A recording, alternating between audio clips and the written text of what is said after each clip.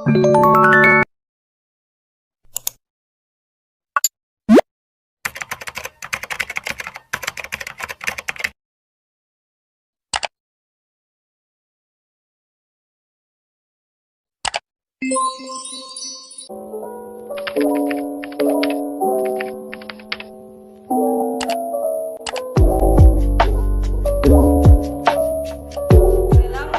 warahmatullahi wabarakatuh. Saya Ria Rumana dari SDN Bungal 1 CGP Angkatan 7 dari Kabupaten Sidoarjo. Terima kasih, selamat menyaksikan.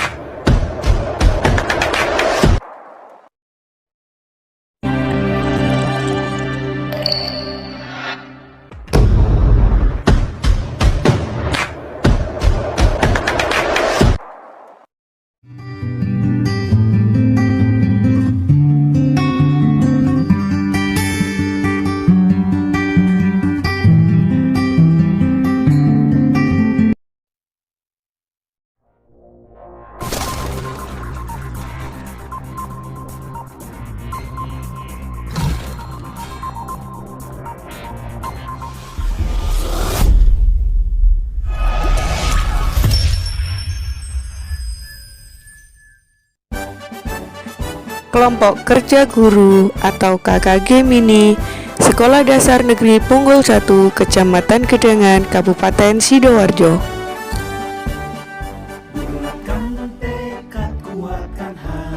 Diseminasi budaya positif oleh Ria Arumana, calon guru penggerak SD Negeri Punggul 1 Gedangan Sidoarjo, CGP Angkatan 7 kelas 120A. Fasil Ibu Kusumanung Utami dan PP Ibu Seranti Ina Tandili. Berikut materi diseminasi calon guru penggerak disiplin positif. Mari kita simak. Disiplin positif dan nilai-nilai kebajikan universal. Budaya positif untuk membentuk disiplin positif di lingkungan sekolah. Berikut adalah diagram lingkaran makna disiplin. Dan materinya adalah perubahan paradigma stimulus respon, konsep disiplin positif, keyakinan kelas.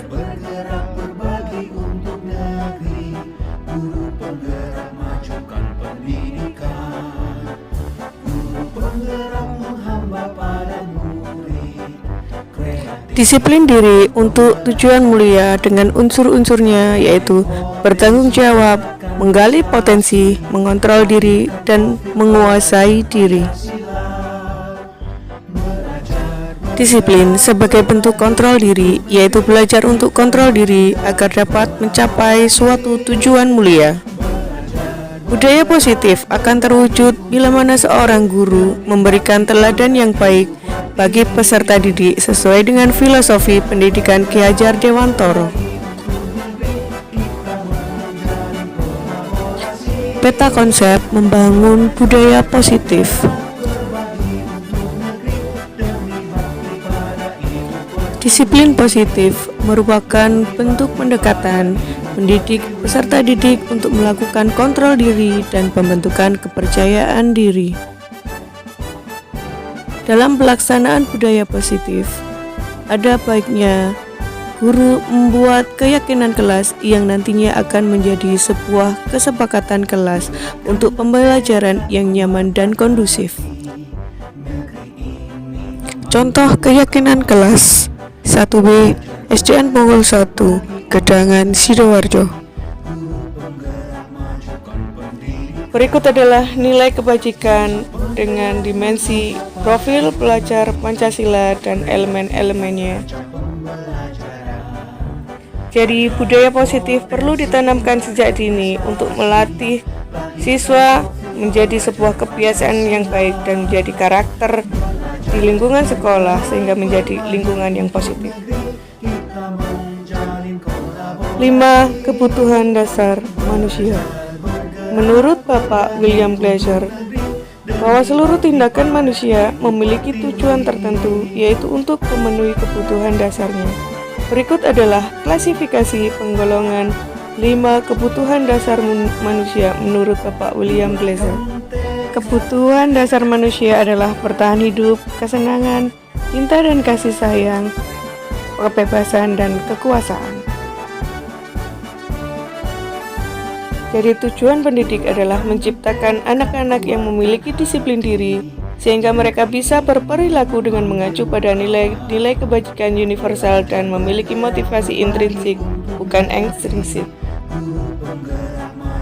Marilah kita serentak bergerak majukan pendidikan Indonesia.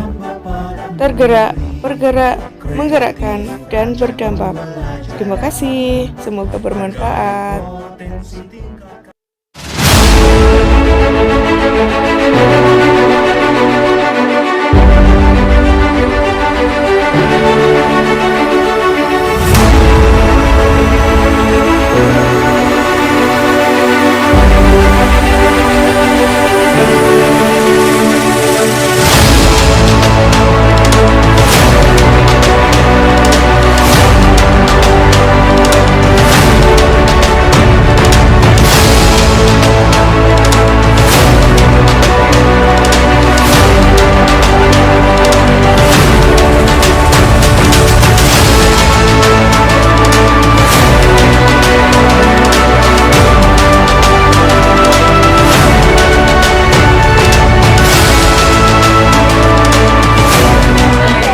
Assalamualaikum warahmatullahi wabarakatuh.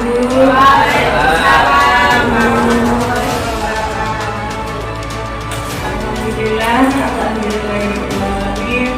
Marilah segala puji dan puji kita panjatkan kepada Allah Subhanahu wa Ta'ala yang telah memberikan kesehatan kepada kita semuanya sehingga kita bisa berkumpul pada acara hari ini, yaitu diseminasi budaya positif oleh saya sebagai calon guru penggerak angkatan 7 Kabupaten Sidoarjo kelas 120A kelompok 3. Selanjutnya selawat dan salam marilah kita aturkan kepada Nabi besar kita, junjungan kita Nabiullah Muhammad SAW yang telah memberikan suri teladan yang terbaik kepada kita semuanya.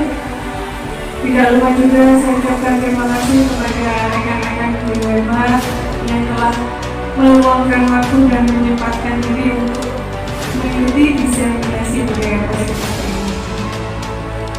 Langsung saja Bapak Ibu, kita mulai. Sebelumnya marilah kita sejenak menundukkan kepala berdoa, semoga acara berikut ini bisa memberikan manfaat bagi kita semuanya. Seluruhnya berdoa mulai.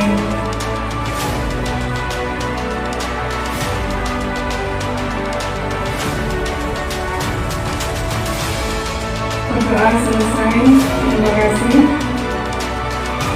Selanjutnya, sebelum kita lanjutkan, marilah kita memiliki komitmen kita dalam mengikuti acara hari ini, yaitu komitmen belajar kita bagaimana cara kita berinteraksi supaya kita bisa berpikiran terbuka terhadap pengalaman dan informasi baru yang mungkin nanti Bapak Ibu dapatkan pada acara kali ini. Kemudian juga mau membuka diri terhadap perbedaan dalam berpendapat, bertanya ataupun berbagi pengalaman. Kita sharing ilmu Bapak Ibu ini. Kemudian selalu menjaga kondisivitas keadaan. Barangkali panjenengan ada yang bergerak ke belakang di monggo, tidak saya tahan.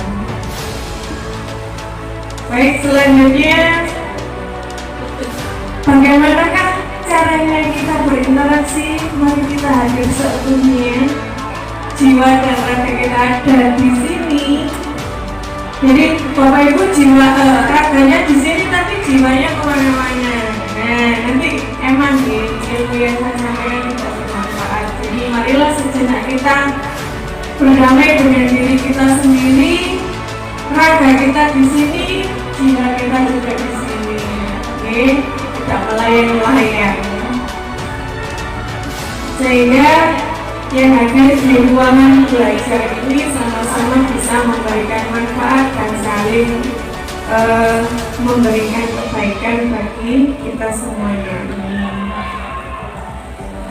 Baik, selanjutnya disiplin positif dan nilai-nilai kebajikan universal.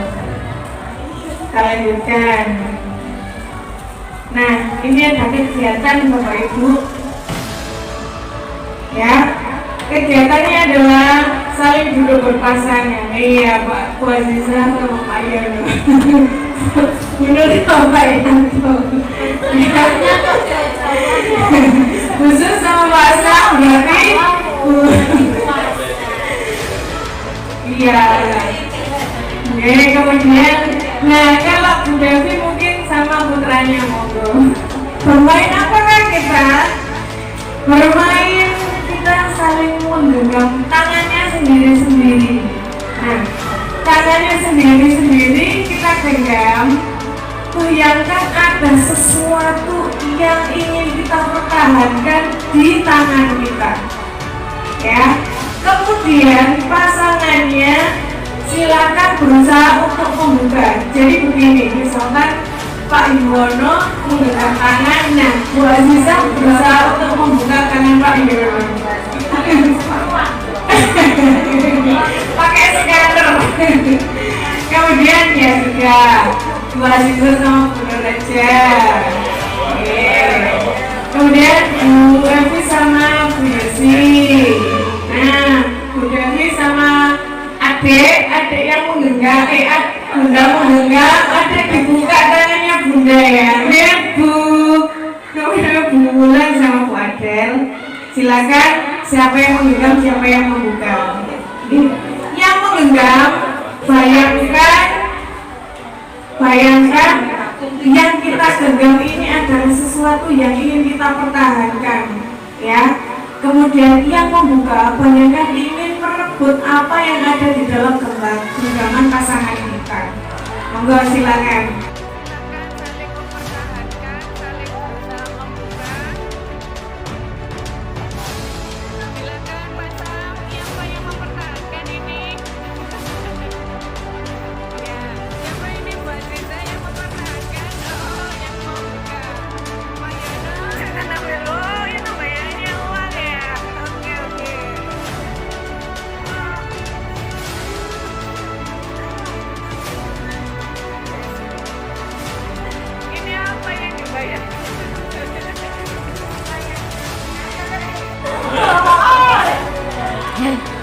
Kita lanjutkan permainannya. Nah, saya jelaskan apa ya maksudnya. Menggenggam apa yang kita pertahankan itu adalah kekuatan yang panjenengan miliki.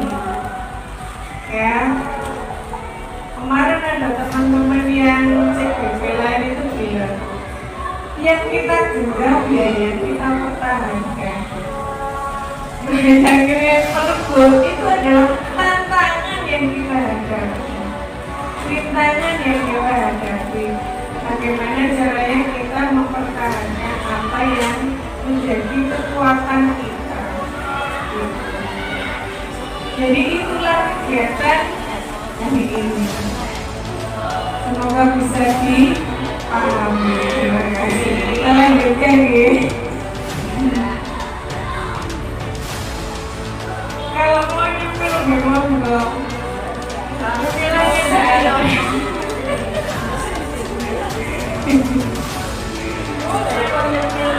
Oke.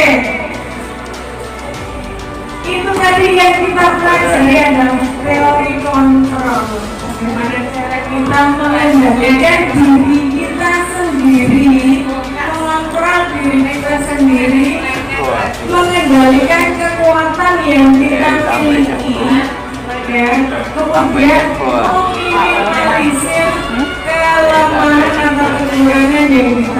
Oke. Oke, lanjut ya. Jadi orang dewasa itu punya sifat memaksa.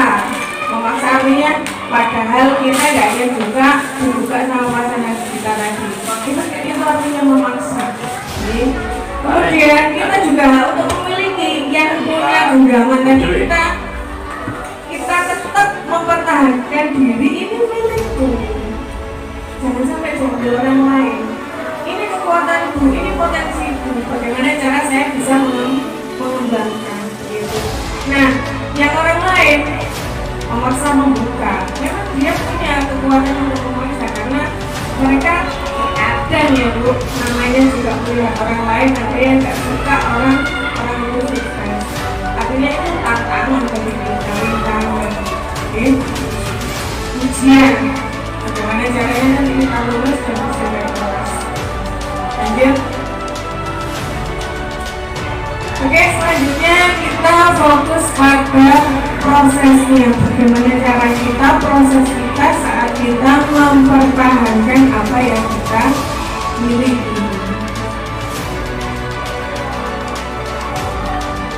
Ini Bu, Bapak Ibu ada stimulus respon dan teori kontrol. Monggo sambil saling dipahami, dilihat. Kalau stimulus respon itu adalah realitas dan kebutuhannya sama. Tapi kalau teori kontrol, realitas atau kebutuhannya yang berbeda-beda. Selanjutnya, semua orang melihat hal yang sama, tetapi dalam teori kontrol yang dilihat itu gambarannya berbeda-beda. Kemudian stimulus respon mencoba mengubah orang itu harus sama pandangannya dengan saya. Nah, itu kalau stimulus respon. Tetapi kalau teori kontrol, kita bisa berusaha memahami pemahaman kita itu berbeda dengan orang lain. Kita memahamkan diri kita, orang itu pemahamannya beda dengan kita. Ya, berarti menerima perbedaan. Tapi kalau stimulus respon berusaha, pokoknya ini ya harus ini. Itu stimulus respon. Kemudian kalau stimulus respon berperilaku buruk dilihat adalah sebuah kesalahan. Tapi kalau teori kontrol, semua perilaku pasti yang melakukan itu ada tujuannya. Dia pasti punya tujuan. Kemudian kalau stimulus respon, orang lain pasti bisa mengontrol saya. Kalau teori kontrol, hanya Anda sendiri yang bisa mengontrol diri saya sendiri. Kemudian stimulus respon ketika ada perasaan saya bisa mengontrol orang lain. Nah, kalau teori kontrol, Anda tidak bisa mengontrol orang lain. Ya, karena ya memang setiap pribadi punya kendali pada dirinya sendiri. Jadi dia berpandangan saya tidak bisa mengontrol orang lain. Tapi kalau mengarahkan, nah itu bisa. Tapi kalau merubah, tidak bisa. Kemudian pemaksaan ada pada saat bujukan gagal. Kalau dibujuk Mbak Miso, dipaksa. Nah itu kalau stimulus respon. Kalau teori kontrol, ada kolaborasi, ada konsensus, ada situasi pada saat untuk menciptakan pilihan-pilihan baru. Misalnya ini tidak bisa, ya sudah, kita koordinasi supaya sama-sama punya visi dan misi yang sama. Itu teori kontrol. Kemudian selanjutnya model pikirannya adalah menang atau kalah. Tetapi kalau teori kontrol yang dicari adalah win-win solution, sama-sama enak, sama-sama menang. Gitu. Jadi setelah tahu hal ini, teori yang bisa kita terapkan, stimulus respon apa teori kontrol? Teori kontrol ini. Jadi kita bisa memahami bahwa memang kita berbeda dengan orang perbedaan harus sama. Oke. Nah itulah nanti kita menuju pada pemikiran merdeka belajar. Lanjut, makna disiplin. Jadi pertama kali yang kita tetapkan adalah peraturan di kelas kita masing-masing, ya. Kemudian peraturan itu kita koordinasi sama siswa-siswi kita. Bisa nggak ini diterapkan? Kalau tidak bisa sekiranya memberatkan murid, tidak usah kita buat peraturan itu. Nanti percuma, nanti anak-anak jadi semakin memberatkan, misalkan dia bisa semakin sulit dan menyulitkan kita sendiri. Kemudian setelah aturan-aturan itu disetujui dengan guru dan murid, maka terciptalah yang namanya keyakinan kelas atau biasa disebut dengan kesepakatan kelas. Kemudian setelah kesepakatan kelas itu membudaya, jadilah lingkungan yang positif, ya.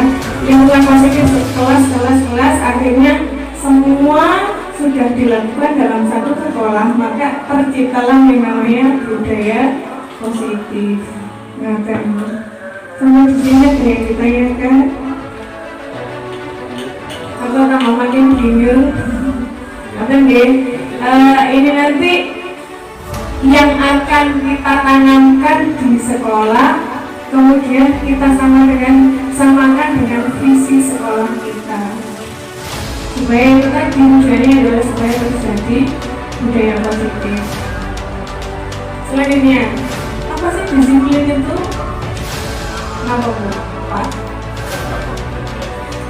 Salah satunya, konten lagi. Disiplin itu apa?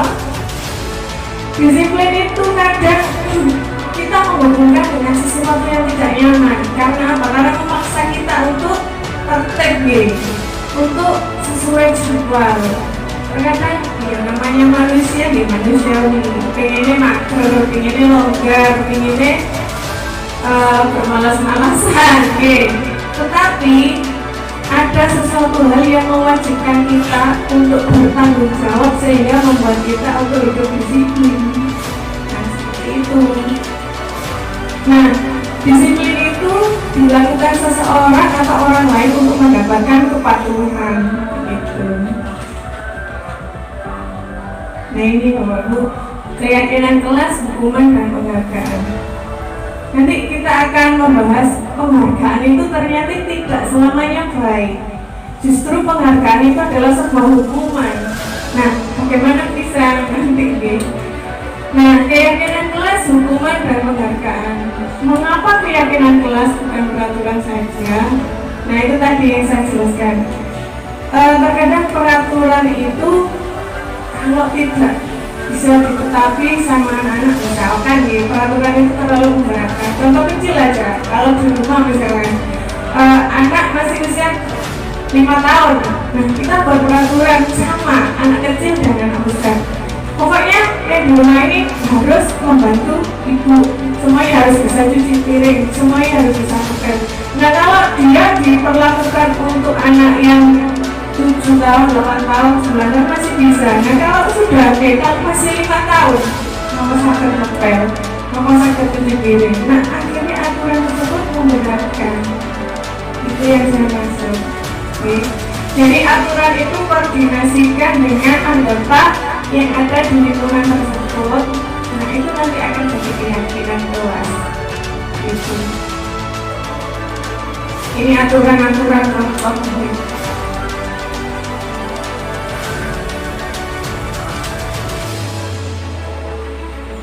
Nah ini ada sama-sama tulisannya kesepakatan kelas. Apa bedanya keyakinan sama kesepakatan? Keyakinan itu awal dari kesepakatan. Jadi anak-anak yakin bahwa saya itu bisa melakukan ini. Saya ngomong sama guru, saya bisa datang tepat waktu. Yakin kamu yakin? Nah itu nanti jadi kesepakatan kelas. Biasanya kesepakatan kelas itu dibuat tidak hanya untuk murid tapi juga untuk guru. Jadi Kalau murid bisa datang tepat waktu, guru juga harus datang tepat waktu biar tidak saling merugikan. Oke. Nah, guru, saya bisa minta izin dulu kalau mau ke kamar mandi. Saya bisa minta izin dulu kalau keluar mandi. Nah, guru juga, kalau guru mau keluar kelas otomatis harus izin sama muridnya. Jadi sama-sama yang dilakukan murid juga dilakukan guru. Nah, itu nanti akan jadi kesepakatan kelas. Nyata ya Bapak Ibu.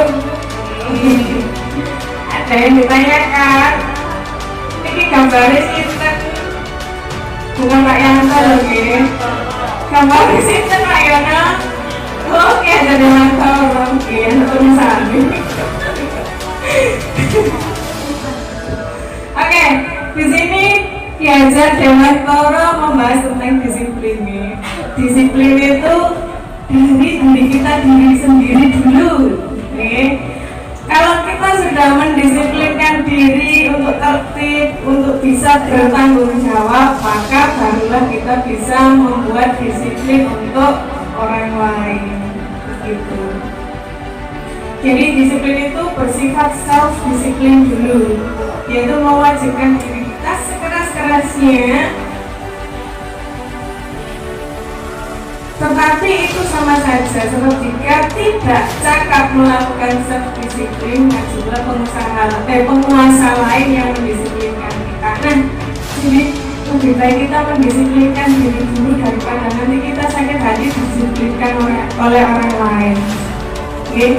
Karena yang namanya didisiplinkan oleh orang lain terkadang juga membuat perasaan kita tidak enak. Ya. Kalau kita sudah yakin dengan diri kita sendiri, disiplin kita sendiri, masuk tempat waktu, maaf, masuk tempat waktu, aku harus disiplin dengan diri sendiri. Nah, itu kan enak, jadi kita ikhlas melakukannya. Nah, tapi kalau sudah kita melanggar dengan diri kita sendiri, otomatis didisiplinkan oleh orang lain, dan terkadang perkataan itu akan menyakitkan buat diri kita sendiri. Diiling no gak belum, wis manusiawi sekali itu yang namanya manusia. Ngiling no belum, diiling no susah. Nah, supaya tidak diiling no wong liya, jadi kita harus disiplin mengingatkan diri kita sendiri. Ngatan nggih, popok goreng nggih, popok goreng dileng kok iya, gara-gara lara ati nggih.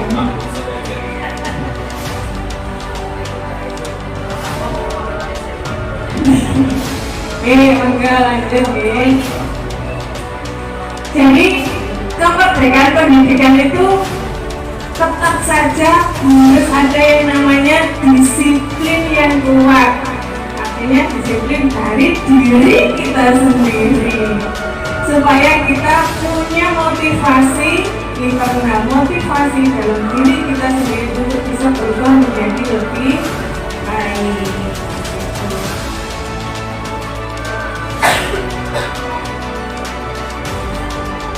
Ada ungkapan dari Gajah Dewan Mardika iku jarwanya nolong nglepasin pangreh yang uga kuat kuasa aman diri triyangga. Apa nggih? Bahasa Sanskerta. Merdeka itu artinya tidak hanya terlepas dari perintah, akan tetapi juga cakap buat memerintah dirinya sendiri. Nah, kembali lagi balik yang tadi bahwa disiplin, self-disiplin, ya, disiplin dari diri sendiri itu lebih baik daripada nanti kita didisiplinkan oleh orang lain. Jadi self-disiplin itu cakap dalam mendisiplinkan diri sendiri dengan aturan-aturan yang dibuat oleh diri sendiri. Kita kan pasti punya aturan ya untuk mencapai sesuatu, punya resolusi, apalagi kemarin tahun baru ya, pasti punya resolusi semuanya.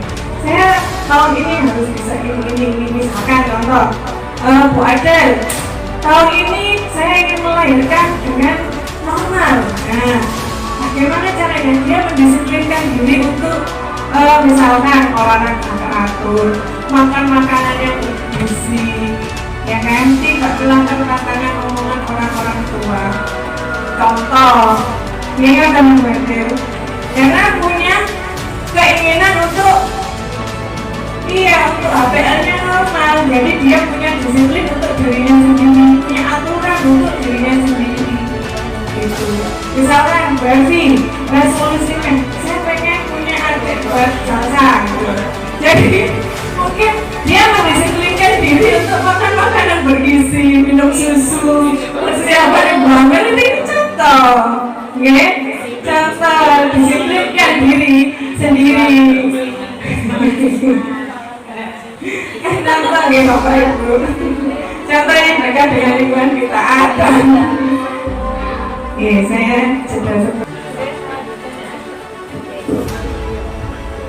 Saya lanjutkan guys, setelah jeda dan kita lanjutkan disiplin diri.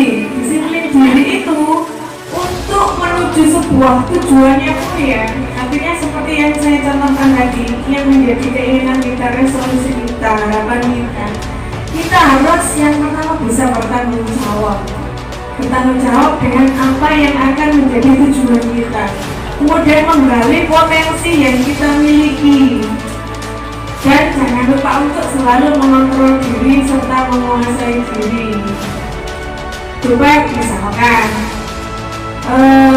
contohnya ada lagi, merasa saya lo sehat, saya pasti bisa lahiran normal, terus akhirnya makan sembarangan, kalau lagi malas olahraga, turun-turun.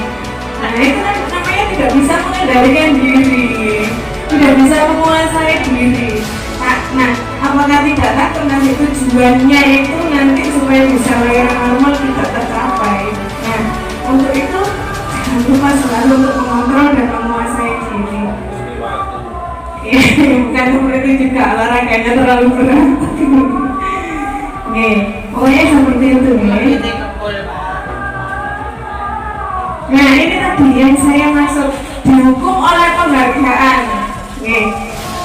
Mengapa kok penghargaan bisa menghukum? Yang pertama, ketika anak sudah kita kasih reward dan dia merasa, oh kalau saya dapat nilai yang bagus sebenarnya, saya pasti akan dipuji sama guru saya. Jadi tidak ada keyakinan dalam dirinya sendiri untuk bertanggung jawab menjadi bisa, tapi karena dia itu ingin mendapatkan penghargaan. Nah itulah yang saya maksud, penghargaan itu justru mendukung dia tidak berkembang dengan dirinya sendiri. Boleh kita kasih reward, jangan terlalu setiap dia berhasil kasih. Nah nomor 2, kalau orang yang kita kasih itu sama, kadang kan yang anak pintar ya itu aja. Nah akhirnya akan menimbulkan rasa pilih kasih. Dia akan menganggap alat punya pilih kasih sekolah ya itu tok. Dia akan seperti itu, dan yang lain akhirnya merasa males lah kok sing oleh iku seperti itu. Nah itu yang saya masuk dihukum oleh penghargaan. Jadi terkadang kita sebagai guru ya kreatif, tidak hanya memberikan sesuatu ilmu itu yang kita tahu hanya anak itu yang bisa menjawab. Kalau bisa kita berpikir kreatif bagaimana caranya ganti anak dia yang mendapatkan penghargaan. Misalkan kita kan wali kelas nih, yang guru agama juga pasti tahu anak yang pintar atau tidak. Kalau saya pertanyaannya tentang intelektual, pasti yang bisa jawab anak yang pintar. Ketika kita tahu anak ini pintarnya gerakan misalkan, dan kita suruh maju gitu loh, berbeda anak yang bisa kita beri penghargaan. Jadi kita bisa menghindar yang namanya dihukum oleh penghargaan. Makanya Bapak Ibu, jadi tidak selamanya penghargaan itu justru baik. Nah kita sebagai pendidik, sebaiknya setelah diri kita mempunyai self-disiplin, setelah kita mendisiplinkan diri kita sendiri, kita buat bagaimana caranya membuat lingkungan yang positif. Kita yakinkan kepada siswa-siswi kita, anak-anak didik kita, bahwa mereka juga harus bisa mempunyai disiplin dari dalam diri mereka sendiri. Okay. Tidak hanya kita saja yang ngomong, tapi kita berikan motivasi, kita berikan tanggung jawab bahwa dia juga bisa berhasil mendisiplinkan dirinya sendiri dengan keyakinan yang mereka miliki. Gitu. Kita lanjutkan nilai-nilai kebajikan universal. Nilai-nilai kebajikan tadi tetap saja berkutat. Yang pertama adalah disiplin dan kontrol diri. Disiplin itu merupakan bentuk kontrol diri, yaitu belajar untuk mengontrol diri sendiri demi mencapai sebuah tujuan yang mulia. Ya, kalau kita punya tujuan, kita punya tanggung jawab, kita punya batasan-batasan untuk mencapai tujuan tersebut. Nah, dibimbing dengan disiplin. Kalau kita tidak disiplin, insya Allah tujuan kita tidak akan bisa tercapai.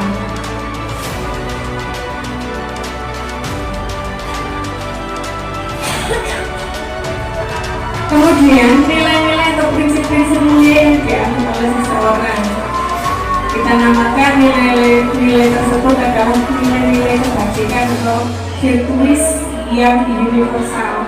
Nilai-nilai tersebut merupakan paling besar dari sikap dan perilaku kita, atau nilai-nilai ini adalah sebagai fondasi kita dalam berperilaku. Nah, dalam kurikulum baru, kurikulum merdeka ini, nilai-nilai kebajikan itu fondasinya adalah elemen-elemen yang ada dalam profil pelajar Pancasila, yaitu beriman, bertakwa kepada Tuhan Yang Maha Esa, dan berakhlak mulia. Kemudian mandiri, benar, kritis, berkepentingan global, bergotong royong, dan kreatif. Itu nanti yang kita bisa jadikan fondasi untuk melakukan atau memberikan nilai-nilai kebajikan yang kita contohkan kepada siswa-siswi kita.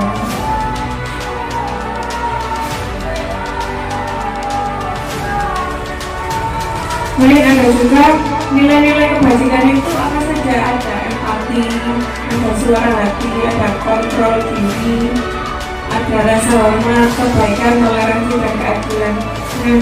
Nah, kita sebagai guru, pemikiran KHD itu biasa dalam orang, biasanya disingkat KHD. Kita mempunyai Ki Hajar Dewantara mempunyai 3 pemikiran, yaitu Tuwuri Handayani, Ing Madya Selan, Ing Nyarso Sunggulodo, Ing Madya Mangunkarso, dan Tuwuri Handayani. Di depan kita memberikan contoh. Jadi kalau kita ingin murid kita punya empati, punya kontrol diri, punya rasa hormat, jadi kita harus yang memberikan contoh dulu. Kita berempati pada murid kita. Kalau memang misalkan contoh seperti Bu Devi kemarin, muridnya ada yang kesusahan, ada yang ditinggal, kita berempati, memberikan motivasi pada siswa kita tersebut, memberikan dorongan bahwa dunia ini memang sih yang namanya ibu ada sih, nanti lolonya keluar namanya ibu memang kayak pilarnya hidup anak-anak, tapi tidak harus menutup kemungkinan dia tidak bisa musbon gitu. Jadi kita sebagai orang terdekat, apalagi gurunya kita berikan bimbingan, arahan, motivasi pada siswa tersebut bagaimana untuk menjadi lebih baik walaupun tanpa bimbingan ibunya gitu. Kan melanjutkan itu nanti lolonya keluar. Nah itu berarti salah satu contoh.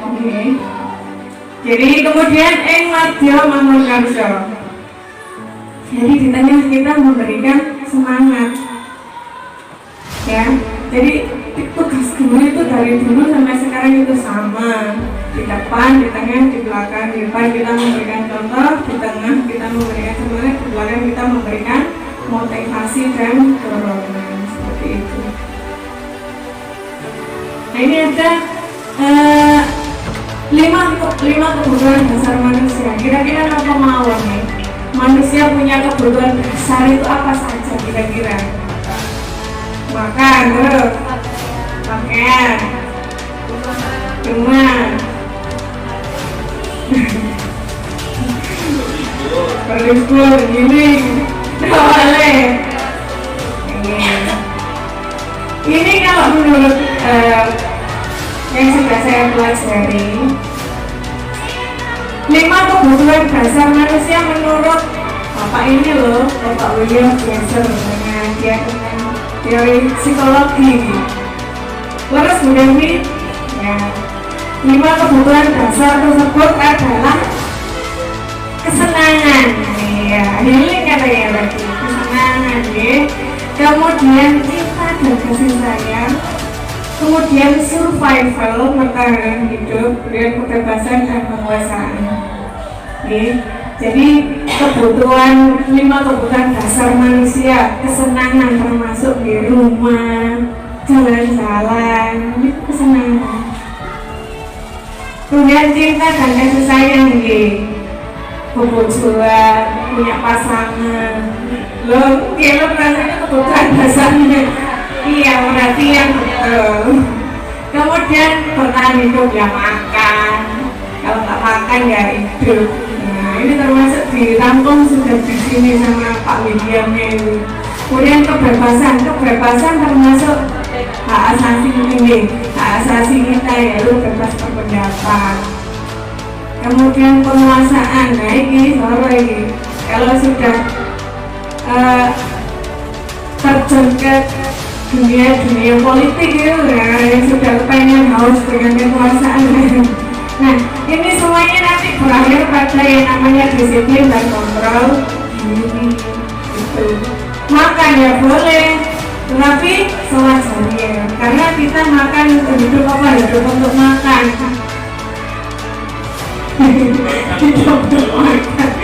Hidup untuk makan ya, kita siap-siap hidup deh. Makan untuk hidup ya. Kemudian itu sudah itu tadi yang saya jelaskan. Kita lanjut. Nah, ini kita fokuskan kepada murid kita. Kesenangan murid kita apa? Misalkan, murid saya sukanya menerima pelajaran itu audio visual. Nah itu bisa taruh pantauin lagu-lagu terus. Enggak, maksud saya setiap hari setiap LCD nanti tanggal sama ada LCD yang menjelaskan. Nah, kita juga harus paham, terkadang ada murid kita yang suka auditori, ada yang suka menulis, ada yang suka menggambar, ya kita paham itu semuanya. Apalagi di guru merdeka, berat tugasnya guru itu. Karena yang kita sandarkan pembelajaran berdiferensiasi. Kita harus tahu karakter murid kita satu persatu. Kita harus tahu dia ini tipe belajarnya apa, dia tipe belajarnya apa. Kita harus tahu seperti itu. Dan mencapnya dalam satu pembelajaran yang menarik. Tambah sorot dari baik. Memang yang namanya belajar merdeka, mengajar mereka. Merdeka itu artinya kita nggak harus sama dengan kelas sebelah. Kelas sebelah begini, kelas kita begini, itu nggak apa-apa. Itu yang artinya merdeka. Nah, tidak merdekanya nanti kita mikir apa sih butuhnya muridmu, apa sih maunya muridmu supaya semuanya bisa terfasilitasi, yaitu dikasih kita. Oke, saya lanjutkan. Ini ada ada penjelasan kebutuhan bertahan hidup atau survival. Kebutuhan bertahan hidup ini bersifat fisiologis ya. Untuk bertahan hidup misalnya kita butuh rumah, kita butuh makanan untuk menjaga kesehatan, kemudian kebutuhan biologis, maaf ya, sebagai bentuk proses reproduksi. Iya, kemudian biologis. Untungnya kita semuanya sudah punya pasangan ya. Kemudian kebutuhan psikologis, yaitu kebutuhan untuk merasakan keamanan, kenyamanan. Nah, ini saya punya kasus nih. Ini saya punya kasus Ibu Ambar, guru wali kelas 2A SD Pelita Hati, sedang bingung menghadapi ulah salah satu muridnya Doni. Beberapa anak lapor kalau Doni itu sering meminta bekal makan siang teman-temannya. Nah, kira-kira apa sih kita sebagai guru, misalkan kita jadi Bu Ambar, apa yang bisa dilakukan oleh Bu Ambar? Kira-kira apa ya alasan Doni kok minta-minta bekal pada temannya? Ya, barangkali Bunda silakan berpendapat karena yang punya murid namanya Doni.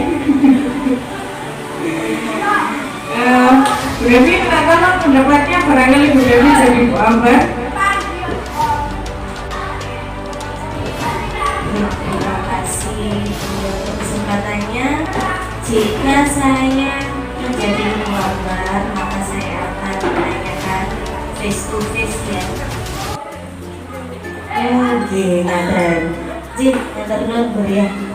Jin. Jika saya menjadi Bu Ambar, saya akan menanyakan kepada Doni face to face, apa kira-kira alasan dia untuk meminta makanan ke teman-temannya. Mungkin ya karena di rumah belum diberikan sarapan, atau mungkin sudah makan tapi masih lapar, atau mungkin uang sakunya kurang sehingga dia istilahnya ingin menghabiskan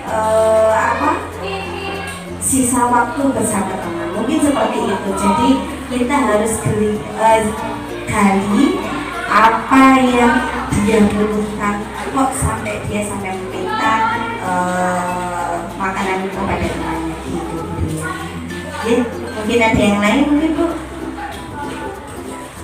Ya, terima kasih Bu Lia untuk kesempatannya. Jadi jika saya sebagai Bu Ambar untuk menindaklanjuti tingkah atau keluhan teman-temannya atas tindakan Doni, jadi saya akan memanggil Doni secara face to face. Jadi saya menanyakan apa motif dari Doni untuk mungkin jika ditemukan barangkali dianya belum sarapan ketika berangkat sekolah, kemudian juga kemungkinan bisa dia mempunyai uang saku tetapi mungkin kurang sehingga dia meminta temannya atau uang sakunya habis. Bisa juga dia meminta makanan kepada teman-temannya karena ingin menghabiskan waktu bersama temannya. Jadi istilahnya cari teman gitu Bu. Mungkin itu pendapat saya. Barangkali ada komentarnya mau dipaklumi gitu Bu ya. Terima kasih. Menurut saya Doni ini merupakan ini biasanya nggak diberi uang saku sama orang tuanya, atau istilahnya dikasih mungkin 1.000 padahal keinginannya mungkin bisa lebih, ataupun ini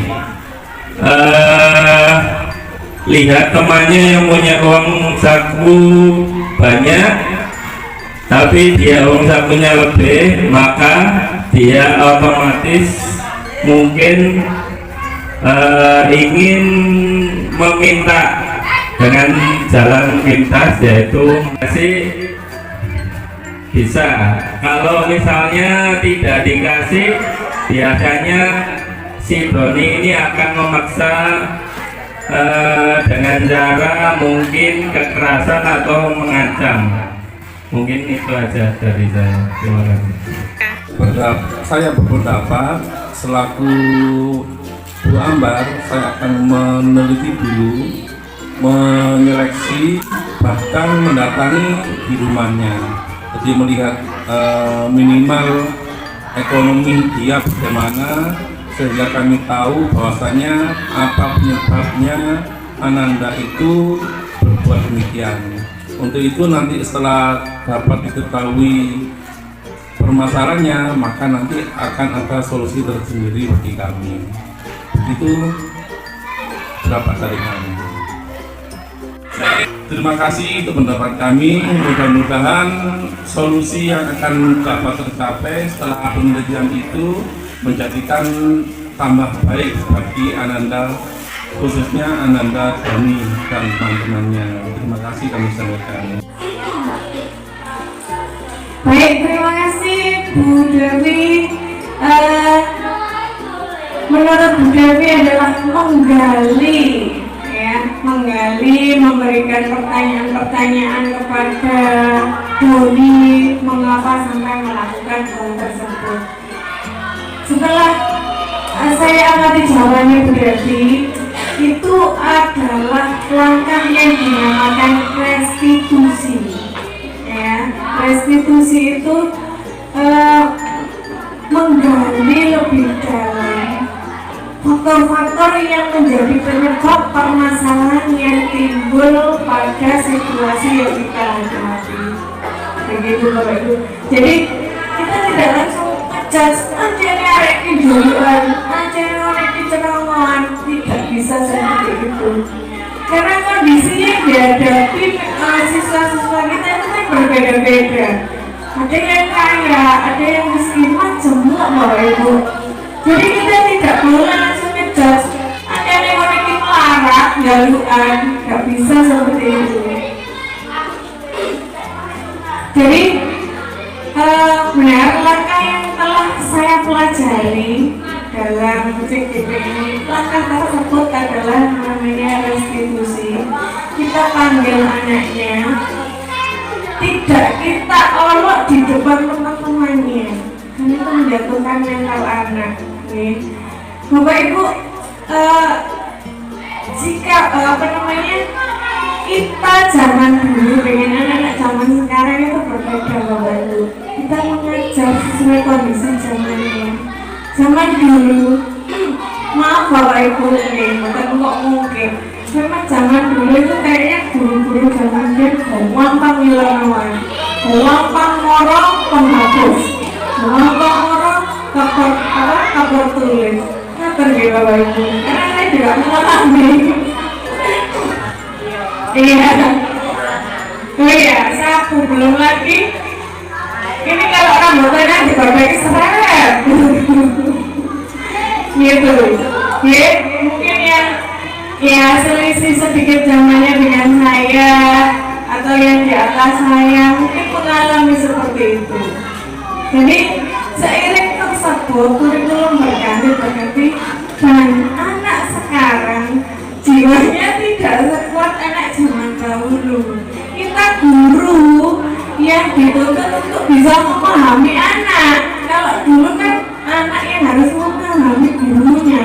Guru nerangno iso ya butuh iso. Nah mama apalah dia Bapak Ibu. Sekarang nggak bisa. Kita yang harus kreatif, cari media, cari metode, cari strategi pembelajaran yang bisa diterima oleh murid kita. Ngoten Bapak Ibu. Jadi tugas guru sekarang lebih berat, karena yang kita bentuk adalah jiwa-jiwa yang rapuh, mental-mental yang tidak begitu kuat seperti zaman kami. Jadi kita kuatkan mereka, kita bentuk mereka menjadi sosok yang hebat dan sosok yang kuat. Ngoten Bapak Ibu. Lanjut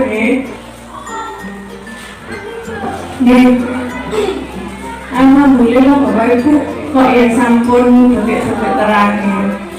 Nah, itu tadi contoh-contoh yang bisa saya gambarkan, bisa saya berikan kepada kalian semuanya. Semoga bisa memberikan manfaat bagi kita semuanya. Saya ditanyakan Bapak Ibu, dan alhamdulillah kalau sudah bisa diterima dengan baik. Saya mohon sebelum kita tutup, mari Pak Samsul untuk bisa memberi doa supaya yang saya berikan bisa bermanfaat untuk kita semuanya. Silakan berdiri Pak.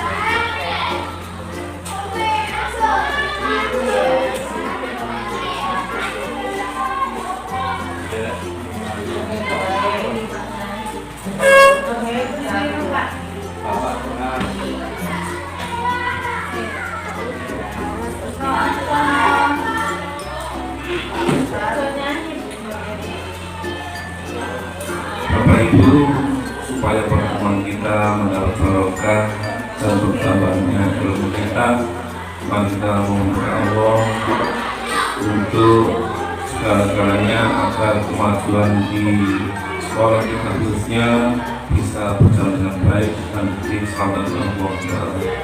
Al-Fatihah.